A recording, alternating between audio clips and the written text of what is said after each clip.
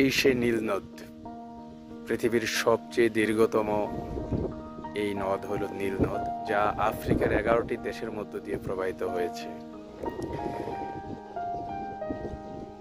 এটাই আমি যে জায়গায় দাঁড়িয়ে আছি, দক্ষিণ সুদানের, এটাকে আপার নাইল বলা হয়।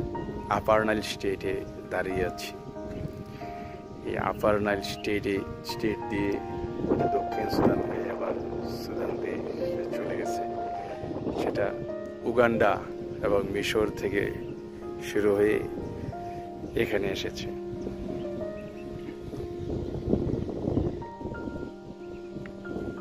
আলহামদুলিল্লাহ, আমরা একেবারে নদীর পাড়েই আমাদের বসবাস।